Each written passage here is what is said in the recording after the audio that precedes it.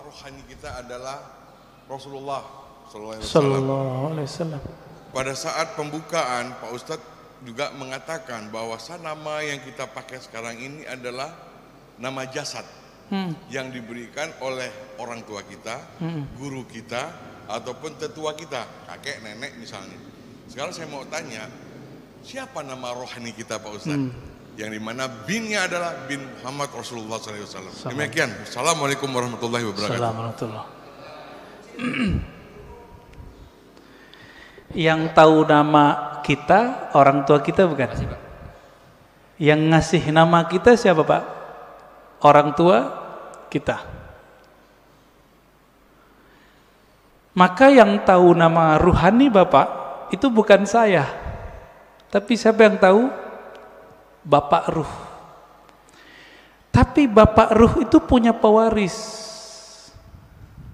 Bukan ulama yang bisa baca kitab ini. Ulama yang mewarisi kolbunya Nabi, plok semuanya dia warisi. Itulah nanti namanya Al-Imam Al-Mahdi. Kalau umur Bapak panjang bisa.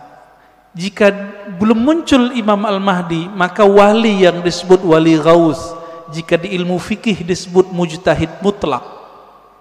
Mujtahid mutlak dia tahu nih barang hukumnya apa, keluar namanya. Maka bagi ahli ruh, wali-wali yang disebut wali kutub, itu mereka nggak ngerti. Yang ngerti wali namanya ghaus. Jadi wali itu kan banyak Pak, ada stratanya. Ada 313 wali kutub, sejumlah dengan jumlah para rasul, sejumlah dengan jumlah ahli badar. Kutub poros, dia poros asma, poros sifat Allah.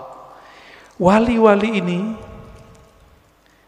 ada satu pemimpin yang jadi guru mereka, orang tua rohani mereka sekarang ini. Ini yang disebut Kutubul Ghaus. Dan itu cuma satu di dunia, dan pasti keturunan Rasulullah. Sayangnya mastur, tersembunyi, nggak boleh muncul Pak. Bapak pengen tahu nama ruhnya? Harus punya koneksi sama Al-Ghaus ini, gitu. Kalau mau nanti satu saat kumpulkan namanya semua, nanti saya kirim ke beliau. Ya, biar dikasih namanya oleh beliau. Kapan ketemunya? Wallahu a'lam. Insya Allah ketemu. Insya Allah ketemu. Para perindu Rasulullah pasti bertemu beliau. Bapak kalau mau silakan. Nanti kumpulkan namanya, nanti beliau kasih nama. Dikasih nama Pak, dengan nama itu Bapak nanti dipanggil oleh malaikat Munkar Nakir ntar. Nama dari ayah rohani yang disimpan oleh kalbu beliau. Kira-kira begitu. Waduh, ini udah berbicara jauh kita nih Pak ya. Ya, tafadhal. Boleh terakhir dari Pak Haji Adang untuk pertanyaan. Assalamualaikum warahmatullahi wabarakatuh. Assalamualaikum warahmatullahi wabarakatuh. Mohon dijelaskan perbedaan antara saudara kandung dan saudara satu ruh. Karena terkadang walaupun kita saudara satu kandung, saudara kandung dan saudara ruh. Karena yang terjadi di dunia ini, sungguh pun kita saudara satu kandung, tapi mungkin jarang ketemu, banyak perbedaannya. Berbeda walaupun tidak satu kandung, kita sering ketemu dan banyak persamaannya. Kemudian mohon dijelaskan juga perbedaan pendengaran ruhani dan pendengaran jasmani, penglihatan ruhani dan penglihatan jasmani. Terima kasih. Ya. Beda saudara kandung secara jasad Pak ya, dengan saudara ruh. Dalilnya surat Al-Hujurat, innamal mu'minuna ikhwah. Sesungguhnya orang beriman itu bersaudara. Loh, babenya siapa? Ya, bapaknya siapa? Itulah Rasulullah, Abul Mukminin, bapaknya orang beriman. Maka istri Nabi disebut Ummul Mukminin. Tapi kan kita nggak manggil Nabi Abul Mukminin, padahal itu nama beliau sebenarnya. Disebut lebih tepat Abur Ruh. Saudara ruh ini itu diketahui dari syahadat, Pak, dan pengenalannya kepada Bapak Ruh.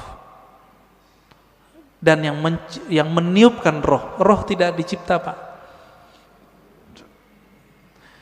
Tapi jika yang dimaksud roh itu jiwa dicipta. Jadi tergantung nih, kan ulama kita kadang menyebut roh tapi artinya nafs. Menyebut roh artinya kolbu, seperti Imam Ghazali. Maka ini dicipta. Inilah mazhab Imam Qushairi, Imam Ghazali, bahwa ruh dicipta. Tapi Quran kan ngomong ruh bukan yang itu. Kulir ruh min amri rabbi. Amri rabbi tidak dicipta. Roh adalah urusan Allah. Lillahil amru, ya. Allah punya amr, tapi juga punya penciptaan. Jadi Allah membedakan antara ciptaannya dengan urusannya. Urusan itu hembusan. Nah, jadi kita ini, fisik ini dengan kun fayakun. Kalau ruh enggak, tiupan, Pak. Tiupan dari Allah Subhanahu wa taala. Sedangkan nur, nah yang Bapak cerita tadi, nur itu pancaran. Maka manusia itu dalam dirinya minimal ada 3 nasab. Ada nasab jasad, ada nasab nur, ada nasab ruh. Kalau nasab jasad, banyak yang tahu. Ini Habib Mahdi As-Sagaf yang wali di Parung, almarhum, udah meninggal ya, pesantren Nurul Iman. Itu dia berangkat ke Masjidil Haram, duduk di pintu apa gitu ya, tiba-tiba ada orang nyapa, kamu si anu ya, bin sampai ke Rasulullah. Itu nama jasad, silsilah jasad, bisa diketahui oleh banyak wali. Banyak wali bisa tahu, Pak. Tapi kalau nasab nur, nasab ruh, cuma Nabi yang tahu.